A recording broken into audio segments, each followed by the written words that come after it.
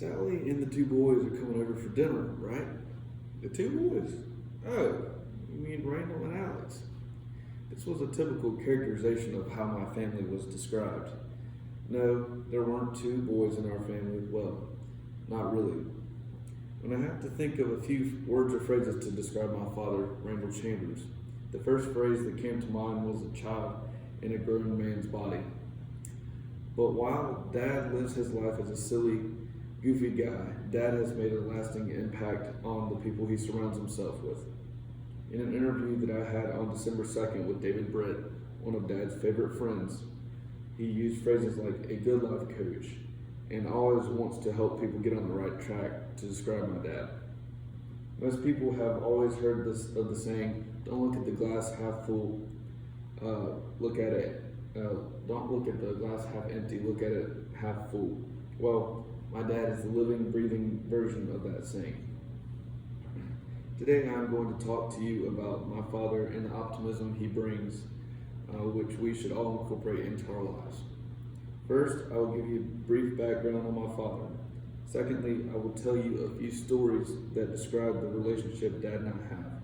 Lastly, I will conclude by talking about Dad's optimism and how we as a group can all work individually and collectively to be more optimistic in our own lives.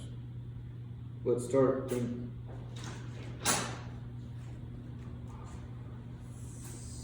All right. Good. I've got a meeting in here in 15 minutes. Okay, yeah. No worries.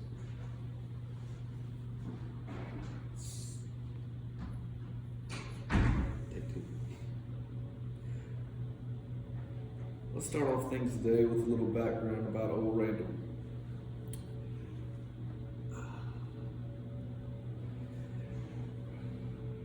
Randall was born on November 20th, 1960 in Anderson, South Carolina to Alvin and Jeanette Chambers. This is a picture of my father, and I call this the 55-year challenge, and he is still bald.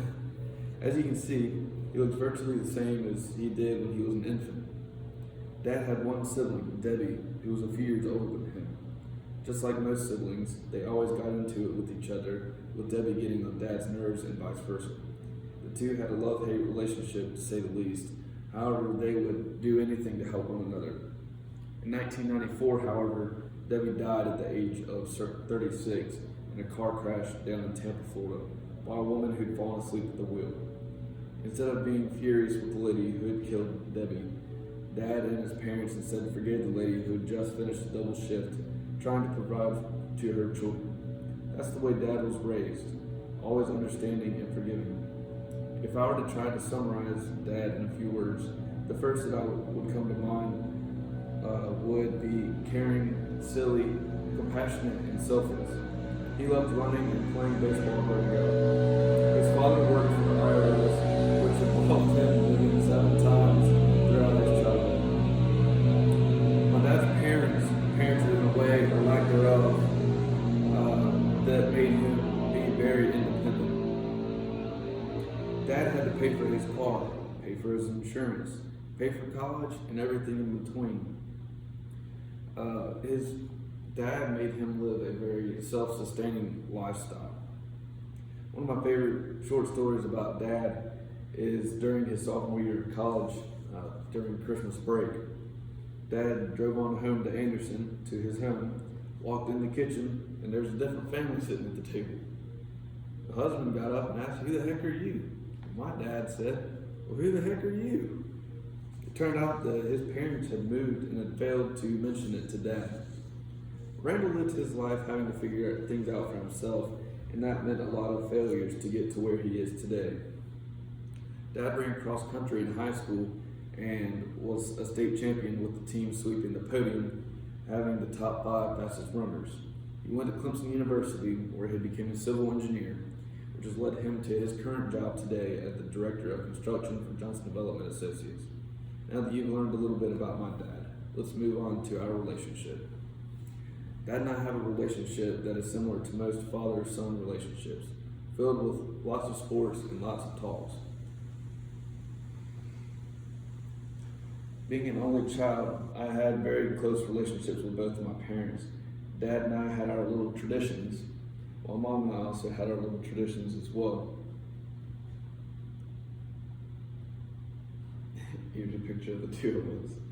Our Saturday morning tradition included getting up at 7:50 a.m. to go to the skillet at 8 a.m. There we would meet the 6 a.m. running group because my dad had just finished running, and we would meet Bill, Cliff, Lewis, David, and Byron. Even throughout starting in high school, all the way throughout high school, starting from age 4,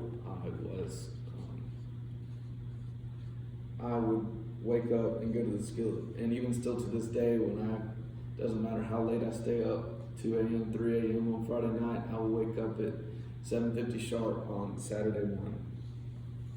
After our walks, we would ride and go down to Beaumont Mill and go everywhere else in between to work on and just talk. Some of my fondest memories include riding around town with Dad, just talking about all the things that have been going on in life. The second memory I have of the two of us was down in Charleston. As I mentioned briefly in speech 4, I was diagnosed with Lyme disease in the winter of 2008. The disease led to years of trying medications that would alter my life drastically. My grades dropped, my social life dropped, I couldn't play sports, and I could barely go to school now. My parents spent their time away from work doing everything they could to help make my health a priority. Mom and Dad would drive me 150 miles 5 times a week for 2 years up to Asheville for me to get the proper care. At my worst, I was in Charleston at MUSC for a month. This memory is something that I had never talked to you before, so forgive me. I was sitting in the hospital bed and my dad came up to me and sat down. Well, this sucks. I don't know about you, but I'm about ready to get out of here. This food is terrible. I'm about ready for us to get back out on the golf course. He and I both laughed. Then he got a serious look in his eyes that I'd never heard from him, seen from him before. He stopped laughing and said, "Look, I'm not going to deny that this isn't one of the worst times in your life. But look at you. Realize how fortunate you are for this to be your very worst. You've got a great support system. You've got a great team of doctors. You're in a great hospital. And more importantly, you've got the man upstairs looking after all of us. Keep pushing through this, and together we will get through this stretch. Plus, when we get out of here, we can run to Baskin Robbins and get ice cream at home." He showed me a Bible verse, Philippians 4, verses 6 through 7, which says, "Do not be anxious about anything, but in every situation, by prayer and petition, with thanksgiving, present your requests to God. And the peace of God, which transcends all understanding, will guard your hearts and minds in Christ Jesus."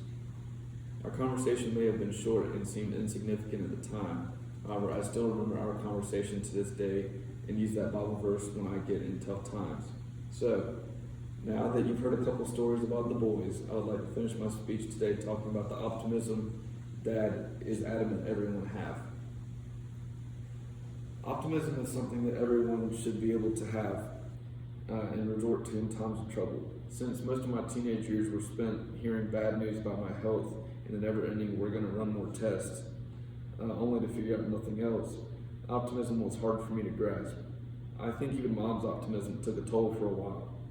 Dad's optimism, however, was never unwavering. For every test that would come back negative, he'd say, "Hey, that's just another illness that you do not have." For every swim meet that I didn't get in first, he would come over and say, "Improvement was made. That's a win in my book." For everything that seemed to be going in the wrong direction, there's a smiling bald man that I could look up to who would make me laugh with a joke or put things in a different perspective. I couldn't be where I am today without Dad, and without believing and trusting in God that He has my back and that things were going to be better. We can choose two paths during tough times: sit and suffer, or push through and persevere. Winston Churchill has been quoted saying, "If you're going through hell, keep going."